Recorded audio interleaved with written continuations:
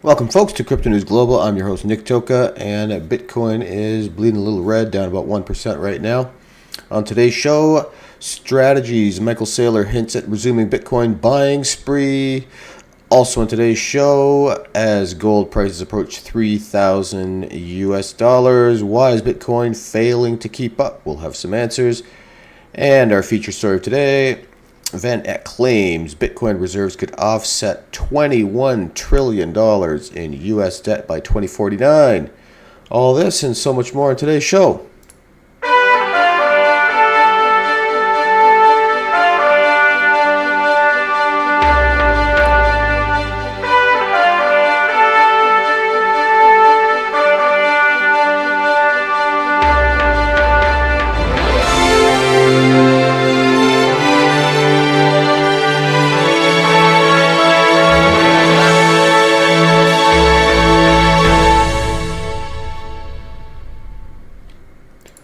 Welcome, folks, to Crypto News Global. I'm your host, Nick Toka. Today is February 23rd, 2025, and Bitcoin in the red for a couple days straight here. Let's get right into our market watch and Bitcoin technical analysis. We've got the BTC down about 1% at 95,542. Ethereum down 1.5%, 27.18. Solana down 6%, 160 bucks. XRP down almost 3%, $2.48, and Doge down 5.5% at 23 cents. Let's get into the crypto bubbles for a better visualization, and we have Ray down 25%. We've got, it looks, I'm going to call it about 95 to 97% in the red today. The only things up are Pi, 11.5%, and Sonic, I believe that is, up 7%, and everything else bleeding red. IP down 11%, Bonk 5.5%, AVAX down 6.5%, Bear down 7.5%. If we zoom out to the weekly, we've got about a 70-30 mix with IP up 140%. Sonic down 57%, Maker down 53%, Bear down up, IP up, Maker up, Sonic up, Bear up 16.5%, Pyth up 10%. On the flip side, we've got Ray, the big loser, down 35% for the week. And if we zoom out to the monthly, again, we have close to almost everything in the red, about 90-something% in the red. The only gainers are Sonic, 60%, Tels, 55%, Ohm, 139%, Ultima up 40%. But the rest in the red, Ray down 60%, Bonk down 48%, Doge down 35%, Anna down 50%. A lot of things in the red. Getting into our crypto market cap, we've got Bitcoin sitting at just under $1.9 trillion right now. Ethereum $327 billion, XRP $143 billion, Solana $79 billion, let's call it. Doge at $34 billion, Cardano $26 billion, and Tron number 10 at $21 billion. The crypto dominance, we have Bitcoin at 61 and almost 0.5% of the total crypto dominance. Ethereum 10.6%, XRP 4.7%, and BNB coin at 3% of the total crypto market. Currently, we are a 49 in neutral on our crypto fear and greed index. 50 was yesterday in neutral, and last week also a 51 in neutral. We've got about 1,150 days remaining until the next halving in 2028. That's 164,956 blocks until the next halving, and until the year 2140, when the last block is mined, there's 1,171,738 blocks left to mine. total assets by market cap, we've got gold at 19.8 trillion, Apple at 3.7 trillion, Nvidia 3.3 trillion, Microsoft 3 trillion, Amazon 2.29 trillion, Google 2.2 trillion, Bitcoin 1.908 trillion, number 7 spot above silver at 1.84 trillion, Saudi Aramco 1.78 trillion, Meta, Facebook 1.7 trillion, and Tesla to wrap up the top 11 at $1.086 trillion. And you can currently get 1,046 Satoshis for one US fiat dollar. And we just flipped $36.5 trillion in debt just a couple days ago, it feels like, but we're already at 36,518,425,000,000, which equals to 107,290 per U.S. citizen and 323,047 per U.S. taxpayer. So the debt continues to grow, and some of the players in Bitcoin do not actually care because guys like Michael Saylor, he's hinting at resuming his Bitcoin buying after not buying last week. The company continues progressing with its 2121 plan to purchase more Bitcoin following its most recent $2 billion convertible note offering. Strategy, formerly known as MicroStrategy, co-founder Michael Saylor posted the Bitcoin chart that signals an impending BTC acquisition after 1 week purchase lapse. The company completed its latest purchase on February 10th by acquiring 7,633 Bitcoin valued at over $742 million at the time. This brought Strategy's total holdings to 478,740 Bitcoin. According to data from Saylor Tracker, Strategy's BTC stash is now worth over $46 billion at the time of writing, and the company is currently up 47.5% on its investment. Saylor previously disclosed that the company sought to ramp up its use of intelligent leverage during Q1 to finance more BTC purchases and create more value for Strategy common shareholders as it continues to be the largest corporate holder of Bitcoin. Yeah, so he will be buying, and there's a bit of a dip today, so I'm pretty sure 100% he's going to be buying tomorrow. Now, Bitcoin's still trading sideways, but there is the other commodity, the actual gold, not digital gold, who's sitting at all-time highs. And the question arises, why is the gold price at an all-time high, but Bitcoin is not following in their typical ratio? So as gold prices approach 3,000, why is Bitcoin failing to keep up is the question. Bitcoin and gold have been on a highly disparate price trajectories for the past half year, which spells trouble for the world's largest cryptocurrency.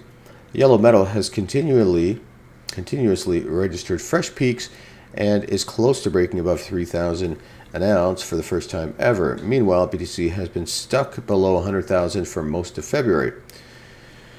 Gold runs wild. Experts have outlined numerous reasons behind precious metals' ascent in 2025. Perhaps the most notable is the rising inflation in the U.S. and other countries, coupled with the global uncertainty prompted by President Trump's controversial action since he assumed office for the second time in mid-January.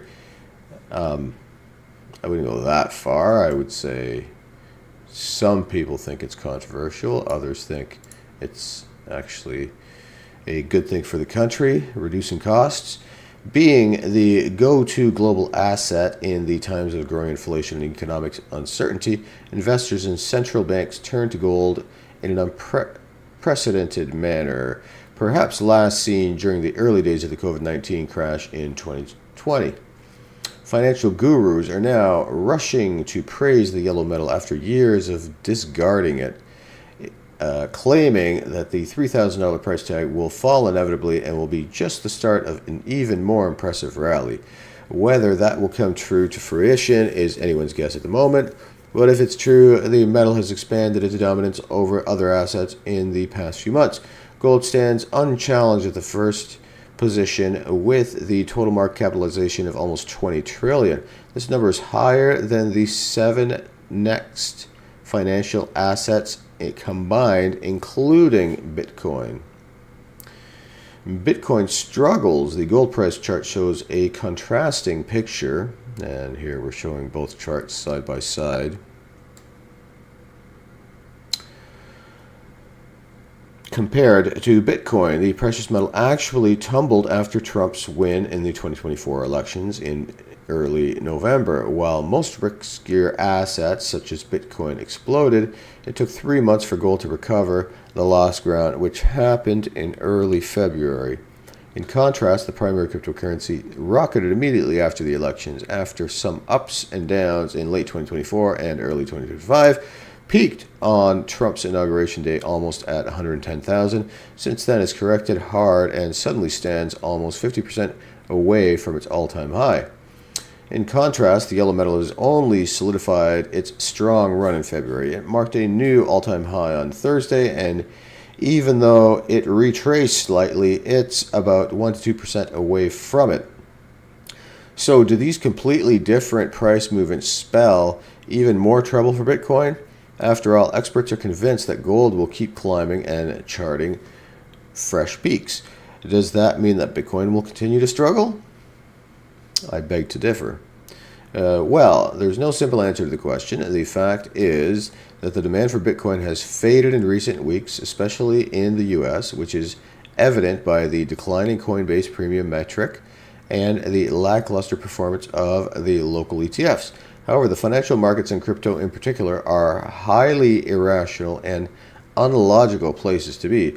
It's difficult to make even educated predictions, but Bitcoin often does the opposite of what people expect it to do. As such, don't be too surprised if it reverses its trajectory in the following weeks and months and heads for new peaks regardless of gold performance. Yeah, I can agree with the end of this article. It definitely runs on its own vector, and we could see Bitcoin suddenly spike. We're seeing things, very much sideways. There is some speculation that the price is being manipulated by Coinbase and all the ETFs, and they're keeping the price down. That way they can still buy it kind of on the low end, and when they're done buying, which might be never, start pumping it up. Now, one thing that definitely will pump Bitcoin it's inevitable that if a U.S. strategic reserve comes into play, most analysts agree, and I listen to them all the time, that the price will spike tremendously just on the news. And once this starts happening and the Bitcoin starts to get purchased by the U.S. as a strategic reserve, many other countries are also going to follow, wanting a piece of the cut, which will then create a supply shock, hence also making the price go up even more. So VanEck claims that a Bitcoin reserve could offset the $21 trillion in U.S. debt by 2049. Analysis shows a 1 million Bitcoin reserve could reduce U.S. debt by $21 trillion by 2049, with BTC priced at 21 million under a 25% growth rate. VanEck has predicted the United States could reduce its national debt by 21 trillion in the next 24 years. The firm's analyst believes that this could be achieved by creating a 1 million Bitcoin reserve over the next 5 years. VanEck's estimate, according to the asset management company, a U.S. BTC reserve could slash the national debt if the crypto price increases to 21 million by the year 2049. This would represent around 80% of the total U.S. debt at the time. I know this price seems a little crazy, 21 million, but the price has gone from 0 to 100,000 in about 11, 12 years. So, it's not that insane of a price prediction by 2049, basically 25 years. If the U.S. government follows the Bitcoin Act's proposal path, accumulating 1 million BTC by 2029, our analysts suggest that this reserve could offset around 21 trillion of national debt by 2049, said the institution's head of digital asset research, Matthew Siegel, in its latest report. VanEck's estimate assumes that the cryptocurrency's price will increase at a compounded annual growth rate of 25%, rising from 100,000 to 21 million per BTC in the next 25 years, 24 years, he says, while the country's national debt climbs at 5% from 36 trillion at the start of 25 to 116 trillion over the same period. Holy smokes.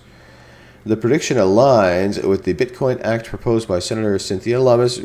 Reacting to VanEck's proposal, the lawmaker posted on X, "Good idea." The Republican has been a vocal supporter of the idea of a U.S. BTC reserve. She has previously advocated for the initiative as a strategy to address the 36 trillion national debt and bolster the U.S. dollar global standing, as she argues that the asset's rising value could help reduce the debt over the next 20 years. Loomis believes establishing this concept would correct past financial missteps and ease economic pressure on younger generations. However, the legislation that would facilitate the creation of a stockpile is yet to be reviewed by the Senate or the House. Growing popularity among nations. Following in the footsteps of President Donald Trump, the concept of a BTC stockpile is gaining international attention, and several governments are actively considering its potential use. In Venezuela, opposition leader Maria Corina Machado supports incorporating the cryptocurrency into the country's supply, arguing that it could help recover stolen wealth and provide aid to its most valuable citizens. Switzerland is also exploring this possibility, with its national bank evaluating the coin's utility as a backup asset alongside gold. See, that's a big one there, Switzerland. Similarly, Hong Kong, another big one. Legislator Wu Jingzhuang proposed integrating Bitcoin into the country's financial reserves in December to enhance economic resilience. However, not everyone supports the idea. Former BitMEX CEO Arthur Hayes recently dismissed it as an impractical strategy that would serve political interests rather than ensure financial stability.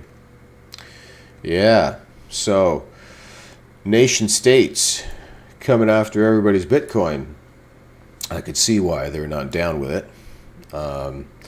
It's supposed to be the people's money, right?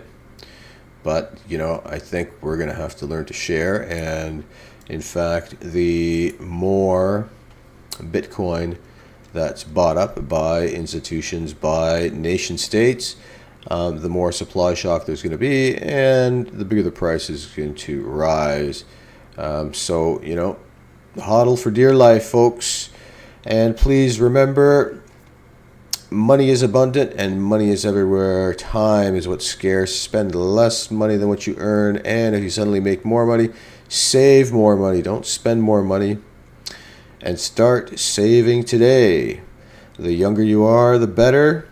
Start saving in your 20s or late teens and retire when you're 40.